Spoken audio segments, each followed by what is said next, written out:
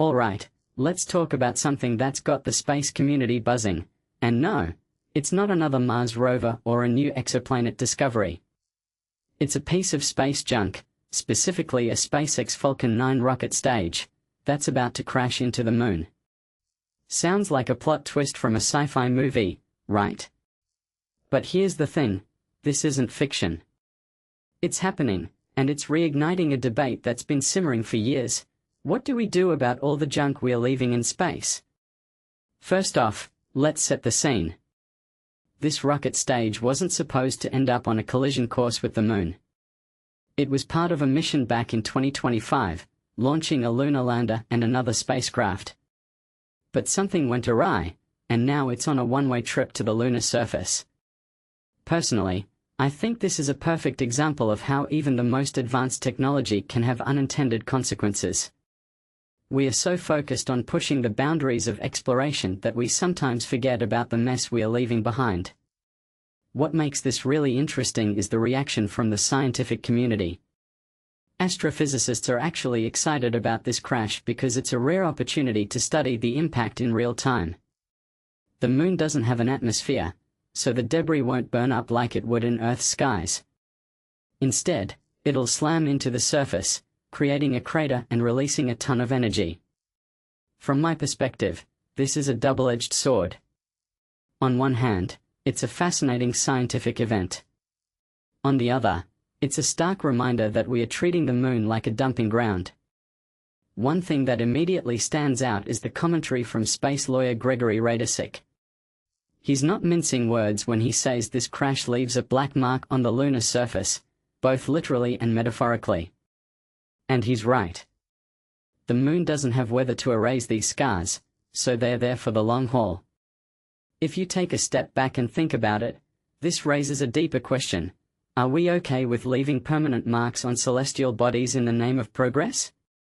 What many people don't realize is that this isn't just about aesthetics. The debris from this crash could pose real risks. When the rocket hits, it'll kick up regolith, the moon's dusty surface material, which could then get whipped into orbit. That stuff moves at orbital speeds, and it could shred satellites, damage experiments, or even endanger astronauts. This isn't just a theoretical concern, it's a very real threat as we plan to establish more permanent human presence on the moon. Now, let's talk about responsibility. The rocket was made by SpaceX, but under international law, the launching country, in this case, the US, is ultimately responsible. But here's where it gets tricky. The 1967 Outer Space Treaty, which governs space activities, is pretty vague on how to handle space junk. Compliance is voluntary, and there's no real enforcement mechanism. In my opinion, this is a recipe for disaster. As more countries and companies launch missions, we need clearer rules and better communication to avoid these kinds of accidents. A detail I find fascinating is the idea of a space registry or warning system, similar to what we have for air traffic. Gregory Radisic suggests something like a NOTAM system for space, where operators can share information about potential hazards. This makes so much sense. If we knew weeks in advance that a piece of debris was going to crash into the moon, we could at least prepare and minimize the risks. What this really suggests is that we are not just dealing with a technical problem, it's a coordination and governance issue. But let's not forget the silver lining here. Scientists like Professor Katarina Milchkovich are using this event to study the physics of impacts. The seismic waves from the crash will help us understand the moon's interior, which is crucial for future lunar bases. Personally, I think this is a great example of how science can turn lemons into lemonade.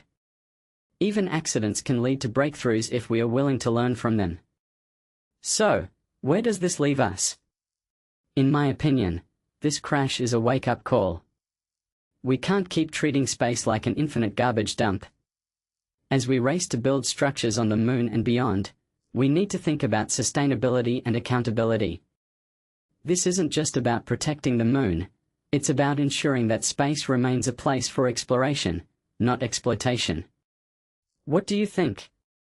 Is this crash a minor hiccup or a sign of bigger problems to come? Let me know in the comments.